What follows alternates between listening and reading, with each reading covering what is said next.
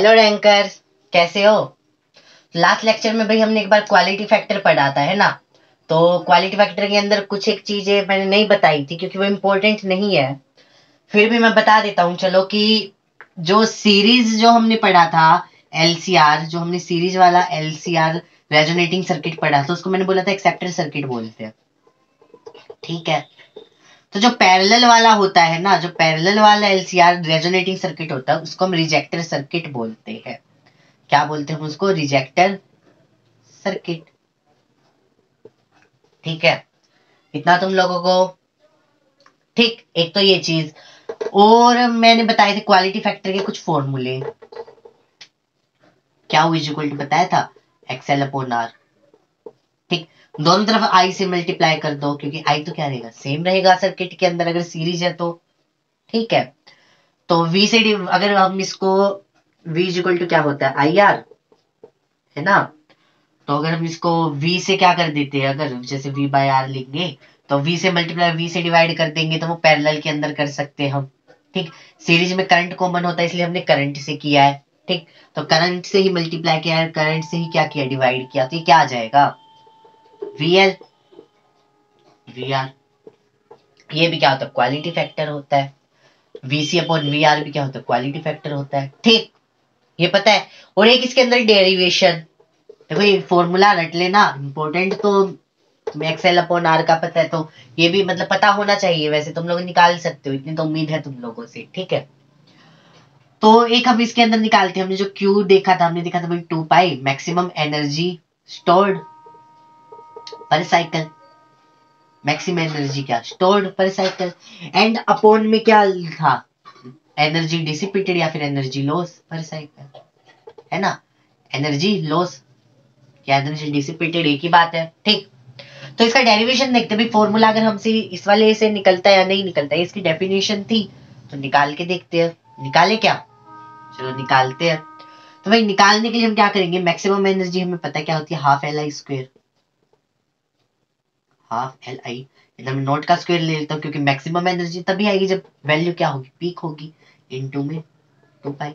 And loss किसकी terms में होगी, किसकी टर्म्स में होगी, एनर्जी हीट की टर्म्स में। तो मैं इसको लिख सकता हूँ कि आई आर एम एस का square R T.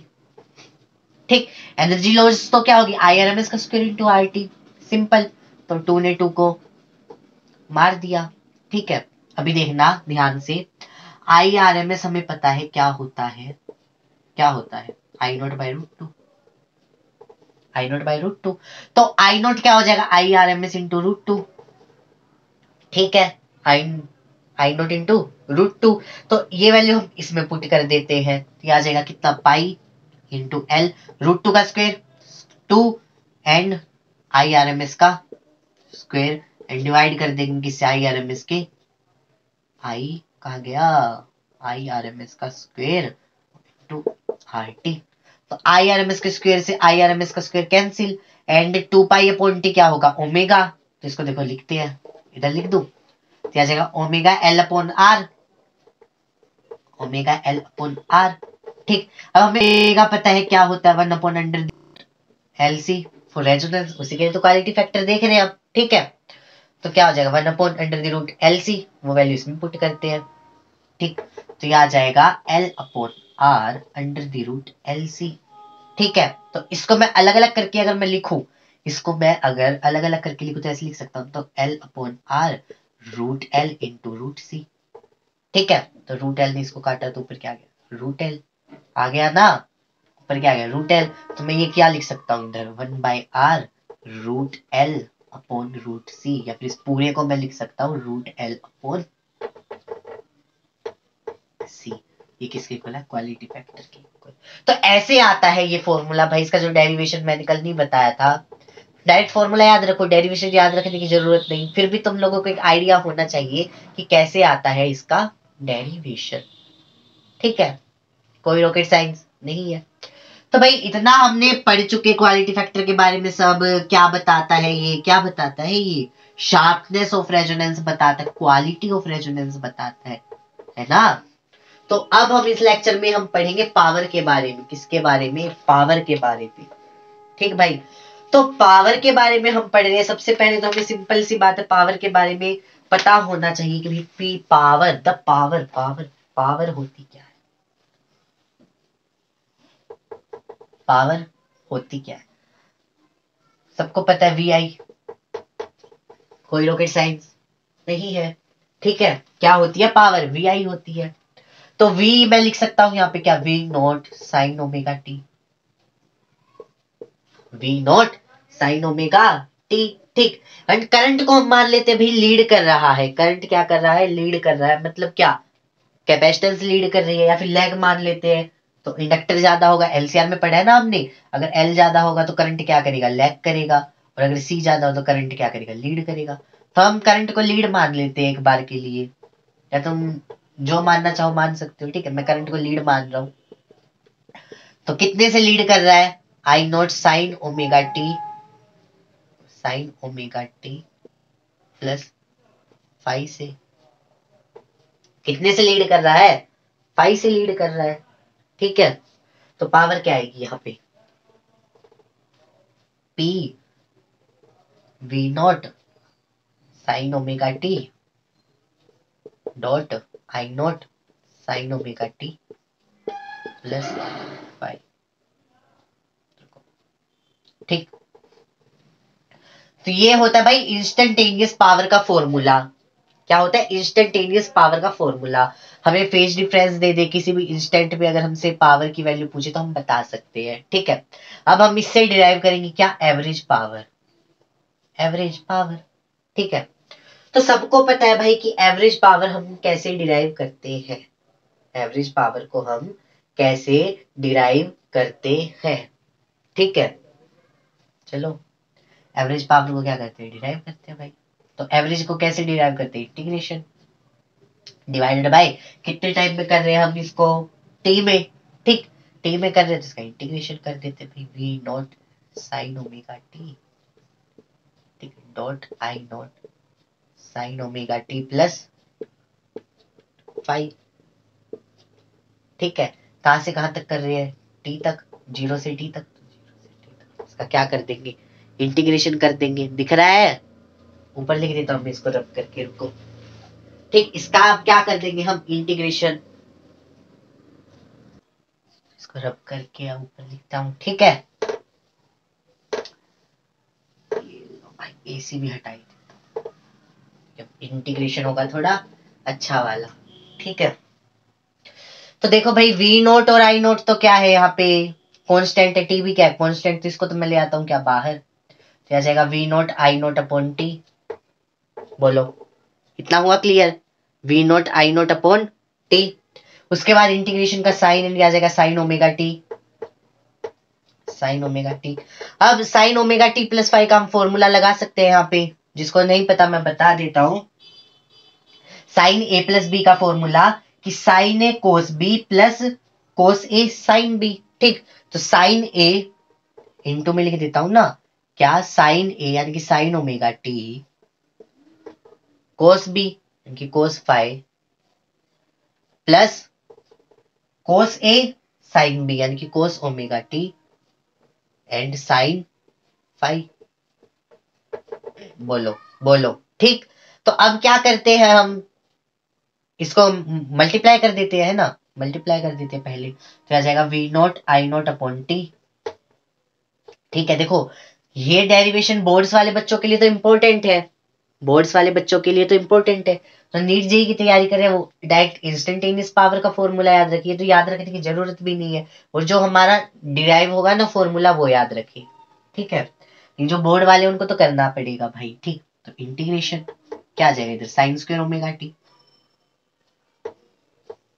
Sine square omega T and साथ में क्या आ जाएगा, sine omega T into cos omega, cos five को मैं क्या लिख सकता हूँ, ऐसा कैसा, sine omega T into cos five, नहीं रुको, इसकी हम इससे मल्टीप्लाई करेंगे ना, तो आ जाएगा साइन स्क्वायर ओमेगा टी कोस फाइव, है ना, साइन स्क्वायर ओमेगा टी कोस फाइव, ठीक। प्लस में देखो साइन ओमेगा टी कोस ओमेगा टी, हमें पता है, हमें पता है कि साइन टू थीटा होता है, साइन टू थीटा होता है two sine theta cos theta, ठीक, तो 2 को मैं अगर इधर ले आता हूँ डिवाइड में, तो साइन थीटा कोस थीटा क्या आ जाएगा, साइन 2 थीटा अपॉन 2। तो sine theta into sine omega T into cos omega T, sine 2 omega T upon 2, तो आ जाएगा साइन 2 ओमेगा टी अपॉन 2। जो ये वाला फॉर्मूला है ना, ये एक जगह और काम आता है हमारे काइनेमेटिक्स के अंदर, जब रेंज निकालते हैं, रेंज के अंदर काम आता है ये। तो जिसको नहीं पता याद रखो भाई, ठीक। और इनटू में क्या कर देंगे हम, साइन फाई। ठीक, अब इसका करते हैं इंटीग्रेशन। तो इसका हम डायरेक्ट इंटीग्रेशन करेंगे। ठीक, वैल्यू कहां से कहां तक, 0 से टी तक। देखो तुम लोगों को बताता हूं मैं ट्रिक, क्या बताता हूं मैं तुम लोगों को ट्रिक। मैंने पहले भी बताई जब आरएमएस वैल्यू निकाली थी, बताई थी ना, अभी फिर से बता देता हूं कि याद रखना कि साइन स्क्वायर हो कोस स्क्वायर हो, उनका एक टाइम पीरियड में इंटीग्रेशन होता है 1/2। क्या होता है, 1/2। ठीक, साइन थीटा हो कोस थीटा हो, साइन 2 थीटा हो कोस 2 थीटा हो, सबका इंटीग्रेशन एक टाइम पीरियड में होता है 0। कितना होता है, 0। ठीक भाई, इतना आया, बोलो समझ, इतना आया समझ, आया तो अच्छी बात है भाई। चलो अब आगे करते हैं। ठीक, तो देखो साइन स्क्वायर ओमेगा टी का कोस फाई तो क्या कांस्टेंट है, फाई क्या है फेज डिफरेंस, ये क्या है कांस्टेंट ही तो है एक, फेज डिफरेंस क्या है कांस्टेंट है, ये थोड़ी ना चेंज होगा, होगा क्या, कोस फाई तो कांस्टेंट है, कहां वेरिएबल, वेरिएबल तो ये है, तो ये तो बाहर आ जाएगा जब हम इसका इंटीग्रेशन करेंगे। और हमें पता है साइन स्क्वायर ओमेगा टी का इंटीग्रेशन क्या आएगा, t/2, वन टाइम पीरियड में 1/2, टी टाइम पीरियड में t/2, क्या जाएगा V naught I naught upon T, and इसका इंटीग्रेशन हो जाएगा t/2। एंड देखो साइन 2 ओमेगा टी का इंटीग्रेशन 0, एंड 0 इंटू 0, ये पूरी टर्म्स तो 0 हो गई। ठीक, तो ये पूरी टर्म्स क्या हो गई, 0 हो गई, सिंपल। तो यहां से टी ने टी को मारा, साथ में क्या कोस फाई भी तो आएगा ना, कांस्टेंट था हमारा। ठीक, टी ने टी को मारा, तो ये क्या आ गया, V naught I naught upon 2 cos phi. ठीक है, मैं इस 2 को क्या लिख सकता हूँ, √2 इंटू √2 लिख सकता हूँ ना, √2 into √2, and V naught upon √2 I naught upon √2 हमें पता है क्या होता है, क्या होता है, V R M S I R M S into cos phi. बोलो, हुआ ना डेरिवेशन, मुश्किल था क्या, इजी था ना, बस 2 फॉर्मूले याद होना चाहिए भाई तुम लोगों को, कोस A sign A plus B वाला, और साइन 2 साइन ए कोस कोस ए, मतलब 2 साइन थीटा कोस थीटा, तो 2 साइन ए कोस ए का फॉर्मूला याद हो क्या होता है, साइन 2 ए। ठीक, साइन 2 ए का फॉर्मूला याद होना चाहिए और साइन ए प्लस बी का फॉर्मूला याद होना चाहिए इस डेरिवेशन के लिए। और जो मैंने वो तुम्हें बताई ना ट्रिक कि भाई एक टाइम पीरियड में साइन स्क्वायर का क्या होता है, साइन थीटा का क्या होता है, साइन 2 थीटा का क्या होता है, वो याद होना चाहिए। ये सब तो तुम लोग कर ही लोगे है ना। तब यहाँ पे बात आती है भाई कोस फाई की। ठीक, ये वैल्यू तो देखो इंस्टेंटेनियस पावर बताई मैंने, ये एवरेज पावर का फॉर्मूला बताया क्या होता है। ठीक, तो इसमें एक टर्म आई है भाई हमारी कोस फाई, इसको थोड़ा देखते हैं। ठीक, इसको थोड़ा देखते हैं भाई कोस फाई क्या होता है। इम्पीडेंस ट्रायंगल याद है, सबको याद होगा। ठीक, ये क्या आर, ये क्या Z, this is the Z है, क्या था ये एक्सएल माइनस एक्सी, अगर एक्सएल ज्यादा है तो। ठीक, ये क्या था हमारा फाई, कोस फाई क्या आएगा यहाँ से, क्या आएगा कोस फाई, आर अपॉन, बोलो हुआ कुछ क्लियर। तो कोस फाई को हम बोलते हैं पावर फैक्टर, क्या बोलते हैं, पावर फैक्टर, क्या बोलते हैं इसको, पावर फैक्टर। और इसका एक और फॉर्मूला हम बता सकते हैं, मतलब डिराइव कर सकते हैं। ठीक, एक तो ये तुम लोगों को पता चला कि क्या होता है। ठीक,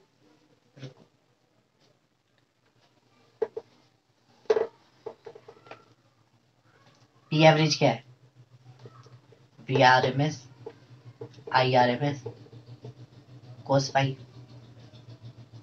इसको मैं क्या लिख सकता हूँ, R M S power P R M S बोल सकता हूं ना, इंटू कोस फाई। तो कोस फाई यहां से क्या आ गया, P average upon P R M S. देखो क्या क्या मिलता है हमें इससे, ठीक, और देखो तुम लोग, और देखो एक और चीज दिखाता हूँ तुम लोगों को। ठीक है, एक और चीज दिखाता हूँ क्या, कि P average is equal to हमारा आया था V naught I naught upon 2 cos phi. इसको मैं क्या बोल सकता हूँ, पीक पावर बोल सकता हूँ ना, पीक पावर, मैक्सिमम पावर यही तो होगी। तो ये क्या आ जाएगा, cos phi is equal to 2 P average upon peak power. बोलो भाई, खत्म, cos फाइव खत्म। देखो ऐसे ऐसे कर सकते हैं हम इसको, ऐसे समझ आ रहा है कुछ। ठीक, तो अब हम पढ़ेंगे individually power in R L and C, कि भाई इन आर एंड एल सी में होता क्या है इंडिविजुअली पावर्स के अंदर। ठीक है, डायरेक्ट बताता हूं, थोड़ा थोड़ा हम इसको देखेंगे। ठीक, तो सबसे पहले हम लेते हैं प्योर रेजिस्टेंस का सर्किट, प्योर आर लेते हैं। ठीक है, प्योर आर में पता है हमें आई और वी क्या होते हैं, इन सेम फेज। ठीक, तो फाइव की वैल्यू क्या आ गई, 0, एंड कोस फाइव कितना होता है, कोस 0, तो क्या आ जाएगा 1। तो यहां से पी एवरेज कितना आ जाएगा हमारा, V R M S I R M S. ठीक, एवरेज पावर हमारी कितनी आ जाएगी, V R M S I R M S. बोलो, इतना आया समझ, इतना आया समझ। ठीक है, अब इसका ग्राफ अगर हम बनाए, अगर हम इसका ग्राफ बनाए तो कैसे बनाएंगे, ध्यान से देखना। इसका ग्राफ बनाते हैं, तो सबसे इजी तरीका बता रहा हूं मैं, इससे इजी तुम लोगों को कहीं नहीं मिलेगा। ये मान लिया हमने क्या है, V। ठीक, करंट भी क्या होगा, सेम फेज में। ठीक, करंट भी क्या होगा, सेम फेज में। ये मान लिया I, नीचे वाला I एंड ऊपर वाला V। तो देखना ध्यान से, करंट क्या है, पॉजिटिव। पावर क्या है, वोल्टेज क्या है, पॉजिटिव। जब पोटेंशियल और करंट दोनों पॉजिटिव है तो P इज इक्वल टू हमें पता है कि क्या होता है, VI होता है। क्या होता है, VI होता है। ठीक, तो V भी पॉजिटिव, I भी पॉजिटिव, तो P भी क्या आएगी, पॉजिटिव। P भी क्या आएगी, पॉजिटिव। ठीक, तो इसलिए क्या आ गया, पॉजिटिव। बोलो, इसको मैंने पावर मान लिया। ठीक, यहां देखना ध्यान से, करंट क्या है, नेगेटिव। वोल्टेज क्या है, नेगेटिव। तो पावर क्या होगी, नेगेटिव इंटू नेगेटिव पॉजिटिव, तो पावर भी आएगी पॉजिटिव। बोलो, बोलो भाई, तो क्या यहाँ पे पावर हमें 0 मिली, एवरेज पावर मिल ही नहीं सकती, कैसे मिल जाएगी, समझे समझे। और पी आर एम एस यहीं कहीं होगी। ठीक, पी पीक वैल्यू जो होगी, पी की मतलब पी नॉट, वो यहाँ होगी। तो ऐसे हम इसका ग्राफ ड्रॉ कर सकते हैं, ओनली आर सर्किट का। बोलो, आया समझ, आया। चलो अब ओनली एल को देखते हैं। देखो, सबसे इजी तरीका बता रहा हूं मैं तुम लोगों को। ठीक, ओनली एल को लो। ठीक, ठीक, पावर हमें पता है क्या होती है, V naught I naught cos five.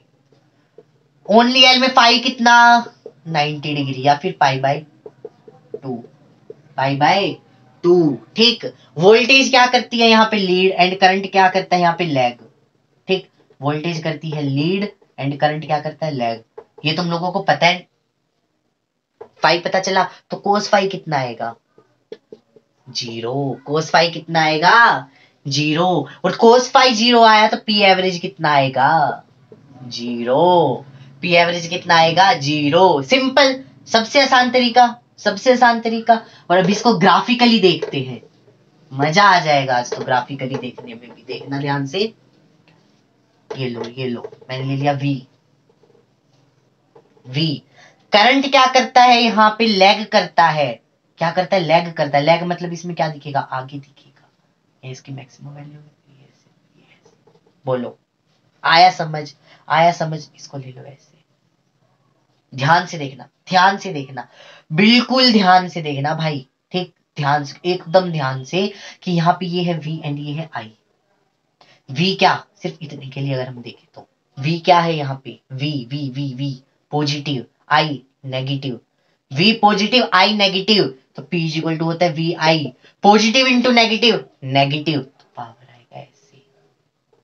बोलो, ठीक, ठीक, यहाँ क्या है, V पॉजिटिव, I पॉजिटिव, तो पॉजिटिव इंटू पॉजिटिव क्या आएगा, पॉजिटिव इंटू पॉजिटिव, इसको ऐसे ले लेते हैं ना, पॉजिटिव इंटू पॉजिटिव ऐसे।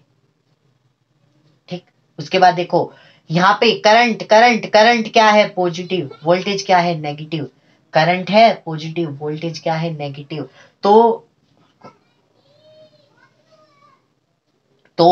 पॉजिटिव इंटू नेगेटिव नेगेटिव, ये ऐसे आ गया। ठीक, उसके बाद देखो इधर वोल्टेज भी नेगेटिव, करंट भी negative, negative into negative positive, देखो देखो, ये देखो पावर, ये देखो पावर, निकालो एवरेज पावर, दिख रही है 0, क्योंकि जितना पॉजिटिव है उतना ही नेगेटिव है, इस वजह से जो एवरेज पावर आई हमारी क्या आई, 0 आई। ग्राफिकली भी हमने देखा, फॉर्मूला के अकॉर्डिंग भी देखा, ठीक है।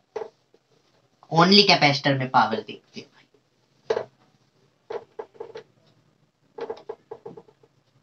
क्या होती है power, V RMS I RMS into cos phi. C के अंदर वोल्टेज करता है लीड, वोल्टेज करता है क्या लीड, वोल्टेज करता है लैग, करंट करता है लीड। बोलो पता, इतना तो पता है ना, करंट क्या करता है, लीड करता है, करंट लीड करता है, सिंपल। तो कोस फाई कितने से लीड करता है, π/2 से, तो कोस π/2 वापस से कितना हो गया, 0। तो पी एवरेज फॉर कैपेसिटर भी कितनी आ गई, 0। खत्म खत्म, ग्राफ देखो, खत्म टॉपिक बिल्कुल। ग्राफ देखो भाई, ग्राफ, ये है वोल्टेज, करंट क्या चल रहा है इसमें, आगे चल रहा है, कितने से, π/2 से, ठीक, आगे चल रहा है, तो मतलब यहां था जब वो था, तो ये ऐसा आ जाएगा ना,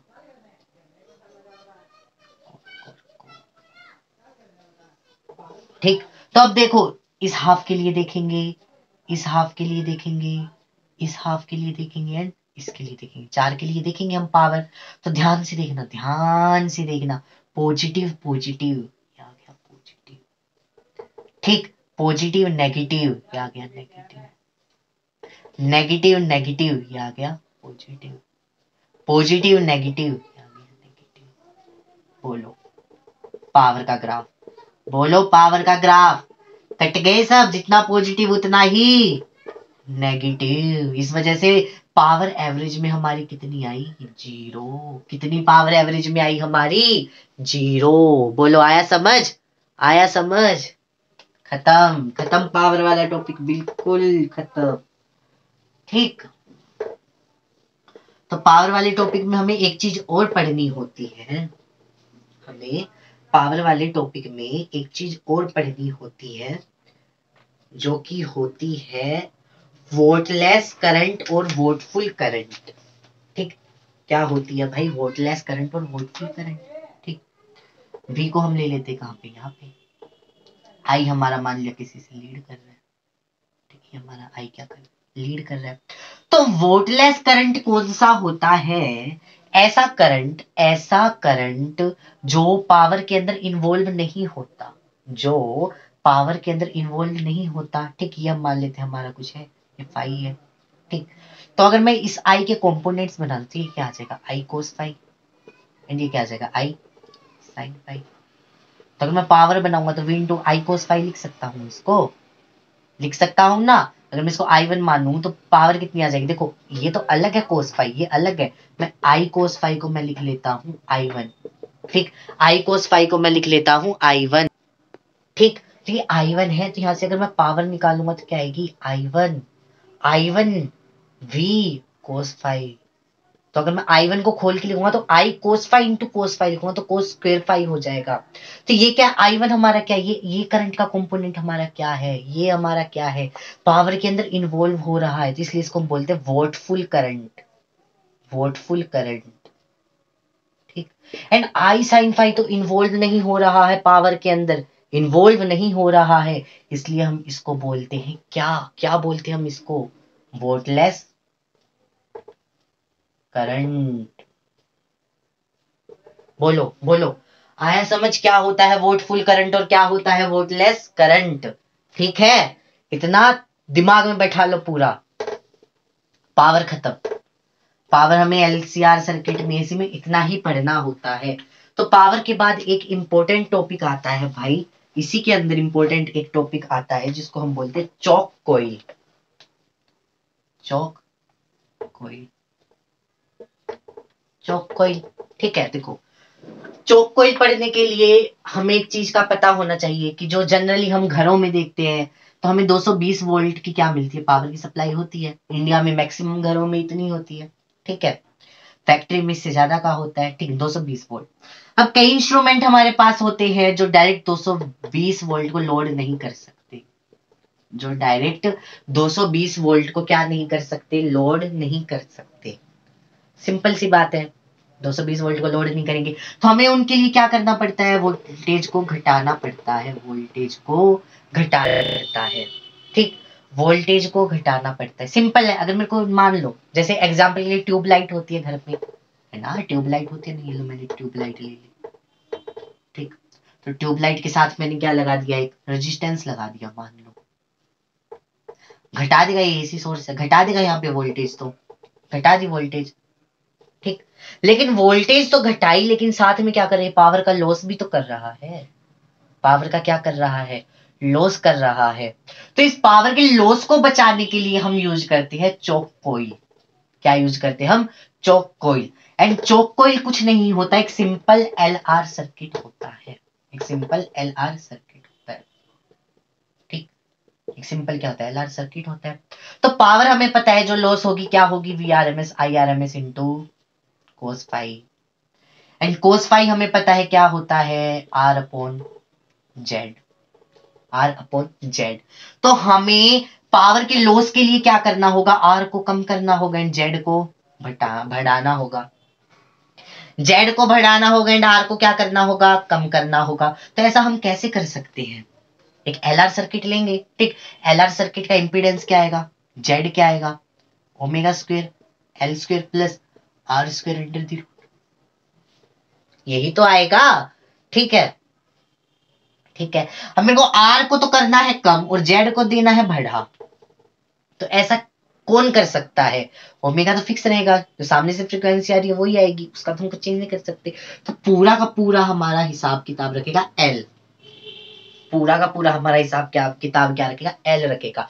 तो अगर मैं एल की वैल्यू को बहुत ज्यादा बढ़ा दूं और आर की वैल्यू को कर दूं मैं कम, एल की वैल्यू को मैं बहुत ज्यादा बढ़ा दूं और आर की वैल्यू को मैं कर दूं कम, तो अगर मैं आर की वैल्यू को मैं कम करूंगा, ठीक ध्यान से देखना, अगर मैं आर की वैल्यू को कम करूंगा जिसको मैं नेग्लेक्ट कर देता हूं, तो यहां से जेड हमारा आ जाता है एक्सएल के इक्वल। जेड हमारा किसके इक्वल आ जाता है, एक्सएल के इक्वल आ जाता है। ठीक, और कोस फाई यहाँ पे बन जाता है आर अपॉन एक्सएल। अभी देखो आर भी कम है हमारा, एक्सएल भी बहुत ज्यादा, तो कोस फाई बहुत कम हो गया। अब बहुत कम वैल्यू की अगर हम पावर निकालेंगे तो बहुत कम होगी, तो पावर का लॉस भी क्या होगा, कम होगा। ठीक, सिंपल रेजिस्टेंस लगा दे तो पावर का लॉस क्या होता, बहुत ज्यादा होता। तो इस वजह से हम किसका यूज करते हैं, चोक कॉइल का यूज करते हैं। ये कॉन्सेप्ट होता है किसका, चोक कॉइल का। अब अगर हम आइडियल चोक कॉइल ले, देखो चोक कॉइल तो है, अब ऐसा तो है नहीं कि 100% पावर का लॉस ही नहीं होगा, होता तो है ही। ठीक है, और देखो ध्यान से एक चीज याद रखना कि जैसे मैंने बताया ना कि एक आर लिया एक हमने एल लिया, तो ये रेजिस्टेंस अलग से नहीं लगाया जाता है चोक कॉइल के अंदर। अगर तुम चोक कॉइल को खोल के देखोगे तो ये रेजिस्टेंस तुम्हें अलग से नहीं मिलेगा, बल्कि इसी का रेजिस्टेंस होता है। इंडक्टर है, इंडक्टर का क्या करते हैं, हम कॉपर की वायर लेते हैं, उसको ऐसे घुमाना स्टार्ट कर देते हैं। ठीक, अब कॉपर की वायर भी तो क्या है, कंडक्टर ही तो है, तो कंडक्टर का भी तो कुछ रेजिस्टेंस होगा, पहले ही हमें रेजिस्टेंस और कम करना है, हम इसको लगा के और थोड़ी ना बढ़ाएंगे, बिल्कुल भी नहीं बढ़ाएंगे। तो इसी का रेजिस्टेंस होता है। और ऐसी कोई वायर नहीं होती जिसका खुद का कुछ भी रेजिस्टेंस ना हो। अगर हम मान भी ले कि इसका खुद का रेजिस्टेंस 0 है, तो ये क्या हो जाएगा, कोस फाई हमारा 0 है ना, तो कोस फाई हमारा क्या आ जाएगा, 0 आ जाएगा, और पावर लॉस हमारा कितना हो जाएगा, 0। और ये किसमें होता है, आइडियल चोक कॉइल के अंदर होता है। बोलो, आ गया चोक कॉइल का भी कॉन्सेप्ट समझ में? तो ये सब होता है भाई चोक कॉइल के अंदर, पावर के अंदर। ठीक, ज्यादा कुछ समझने की जरूरत थी नहीं वैसे तो। ठीक है, इतना तुम लोग रखना याद। और एक और चीज याद रख सकते हो भाई तुम लोग इसके अंदर, क्या कि चौक कोइल सिर्फ एसी के अंदर यूज होगी, डीसी में तो हो नहीं सकती। डीसी में कैसे कर लेंगे? अगर हम डीसी में यूज करेंगे तो इसका तो कुछ काम ही नहीं रहेगा, तो एकदम प्लेन सर्किट की तरह बिहेव करेगा। मैंने बताया था ना तुम लोगों को ये चीज कि इंडक्टर काम नहीं करता डीसी के अंदर। और एक चीज याद रख सकते हो कि भैया हमने यहाँ पे क्या लिया है, एल आई सर्किट लिया है। रुको ध्यान से, हमने यहाँ पे क्या लिया, एल आई सर्किट लिया है। तो एल आई सर्किट में हमें पता है कि वोल्टेज क्या करता है, लीड करता है भाई, और करंट क्या करता है, लैग करता है। बोलो।